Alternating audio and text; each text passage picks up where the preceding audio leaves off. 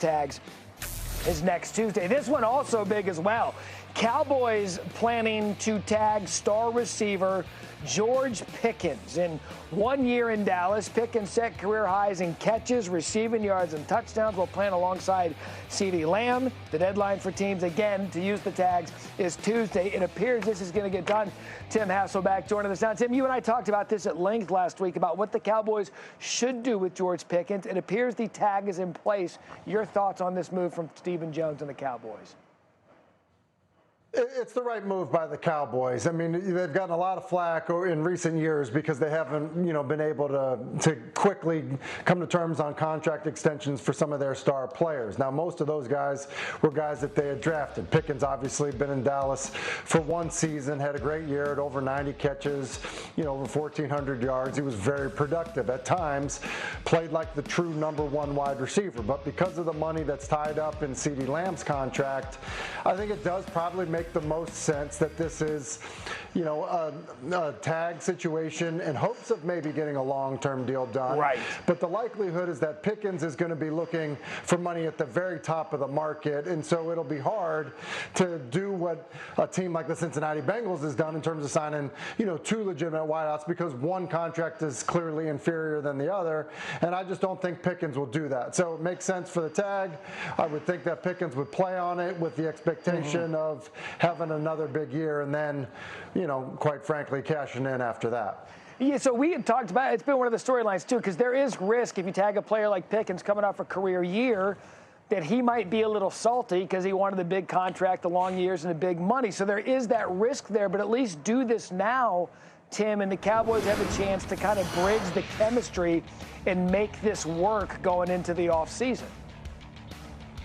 It's a good point, Matt, because, you get the tag. I'm sure they expected it to come. But now, if the player is frustrated at all, or if there's a true, effort by both sides to get a deal done, then they can go through that. Or, the other option is, look, we're going to tag you. If you're unhappy about it, someone can come and get you. They obviously would have to give the Dallas Cowboys significant compensation for that, and would have the opportunity to work out a deal with the new team. So, I think those are the things that would take place. And if you're Pickens, look, he's not in a situation where, he's stacked 3 amazing seasons together. That's right. He's had one really good year with Dallas.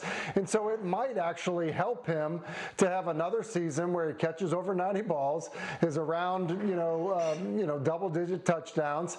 Because then at that point, Matt, to be quite, honest with you, at that point, he would be able to hit the market and basically say, I need to become the highest paid receiver in the game. There you go. There you go. There's some of it in terms of, betting on yourself.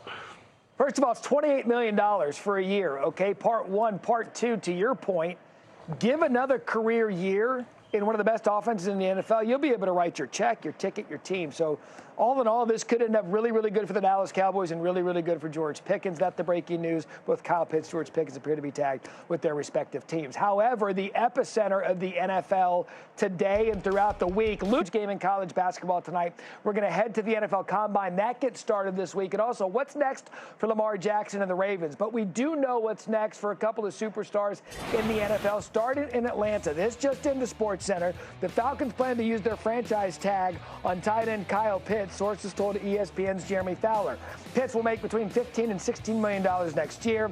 He was second among tight ends this season, both catches and receiving yards, and had a career-high 5 touchdowns. The deadline for teams to use their franchise. We fix it. Well, let's welcome in our NFL writer and our expert, Garrett Podell, to break down the 5 moves he believes that the Cowboys need to make this offseason.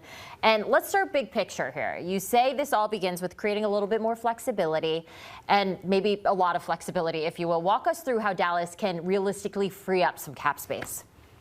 Yeah, Jenny, great to join you here. And if you look at the Cowboys cap figure right now, you say, wow, they're like 20, 25 million over the cap. Well, that can be easily fixed when you take Dak Prescott's long-term contract, CeeDee Lamb's, left guard Tyler Smith's, and you just restructure all of those. And what restructuring means is you're not getting rid of the money, you're just pushing it into future years. And with the NFL media rights agreement, every year the salary cap goes up. So those hits exponentially decrease the more you push them in the future. So you restructure those. That's about $79 million freed up right there. And then you either trade or release defensive tackle Kenny Clark, one of the guys who came over in the Micah Parsons trade a year ago, because you've got Oso Digizua and Quinnen Williams at D tackle. And then you can save $21.5 million because there's no guaranteed money left on his deal just by trading him or releasing him. And boom, there's over $100 million in cap space to play with. And that's where the fun begins. And the fun continues. The news just coming out. Stephen Jones saying we're finalizing the franchise tag for George Pickens in the next week. Why is that so key and number 2 on your list? I mean, that's so key because I've spoken to CeeDee Lamb over the last few years, and he's always talked about it's tough being one of the guys that leads the NFL in double team rate, and it just frees up him to do his thing. And then Dak Prescott feels like he can really go through his progression in a more traditional way than sort of just going, hey, where's number 88? And I think you saw that the Cowboys were a top 5 scoring offense in the NFL with Brian Schottenheimer calling the plays in his first year because of the threat of both Pickens. So I think it's also something that when Jerry Jones spoke about it at his end of season press conference, he sees keeping Pickens as an extension of maximizing Dak Prescott's years he has left. He's 32 years old.